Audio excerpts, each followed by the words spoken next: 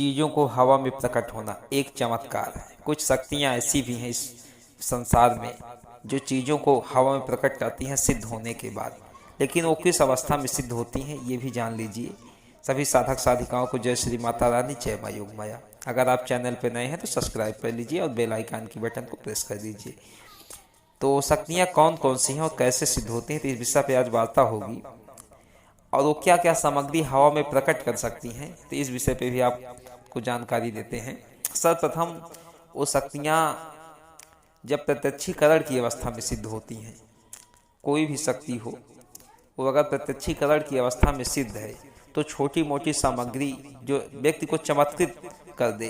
कहीं भी आप समाज में रहें तो कुछ मंगा ले, कुछ खाने पीने की सामग्री हो गई, छोटी मोटी कोई सामग्री हो गई, कुछ भी छोटी मोटी सामग्री, कोई बड़ी चीज़ें नहीं, लेकिन उसका जो भी खाने पीने की सामग्री आप मंगाएंगे उसका उसको मूल्य देना होता है, क्योंकि वह चीज़ें जहाँ से ले आएगी वहाँ प्रकट होकर वो चीज़ें खरीदेगी तब आपको ला कर देगी।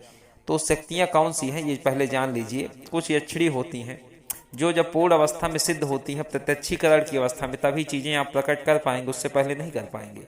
और कुछ जिन्नात होते हैं जो सिद्ध होते हैं तब ऐसा करते हैं, और कुछ पिशाच भी होते हैं जब सिद्ध हो जाते हैं प्रत्यक्षीकरण की अवस्था में, जब प्रकट होके वो आपको जो है दर्शन दे या जब आप साधना करें तो आप सामने प्रत्यक्ष हो जाएं, वो अवस्थाएं दूसरी होती हैं, तब वो चीज़ें आपको हवा में प्रकट कर देंगे, छोटी मोटी सामग्री को, जिससे आप समाज में लोगों को चमत्कृत कर सकते हैं और आपकी वाहवाही हो जाती है।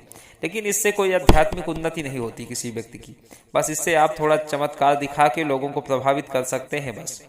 तो ये यक्षिणी हो गई, पिचासनी हो गई, जिन्नात हो गए, और बहुत सी ऐसी शक्तियाँ हैं इस ब्रह्मांड में जो चीज़ों को हवा में प्रकट कर देती हैं, और सिद्ध होने के बाद साधक इनका अपने जीवन बदलने के लिए लाभ ले सकता है, लोगों को आश्चर्य में डाल सकता है। यदि कोई साधक या साधिका समाज में अपना प्रभाव दिखाने के लिए इन शक्तियों की आराधना या उपासना करना चाहे तो हमसे संपर्क कर सकता है। जो नंबर स्क्रीन पर दिखाई दे रहा है आप इस पर संपर्क कर सकते हैं, आपको साधना करा दी जाएगी। और उसके बाद आप किस हद तक साधना करते हैं ये आपके ऊपर डिपेंड करता है, क्योंकि ये चीज़ें वो स्वयं से होती हैं, आपके करने से नहीं होती।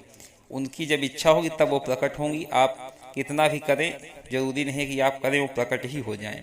बस हाँ, आपको विधान बता दिया जाता है, पूरा सिस्टम समझा दिया जाता है, चीज़ें हो घटित हो जाती हैं, लेकिन 100% ये नहीं होता कि घटित ही हो जाएगी।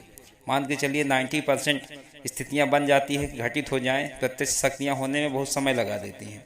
तो जो भी इच्छुक हों करने की कर सकते हैं। अगर किसी भी भौतिक या आध्यात्मिक विषय पर वार्ता करना चाहें तो आप जो स्क्रीन पे नंबर दिखाई दे रहा है आप कॉल कर सकते हैं। आपके कोई ऐसे प्रश्न हैं जिनका आपको उत्तर नहीं मिल पा रहा है तो आप हमसे संपर्क कर सकते हैं। शक्तियों के माध्यम से उनके उत्तर आपको दिए जाएंगे।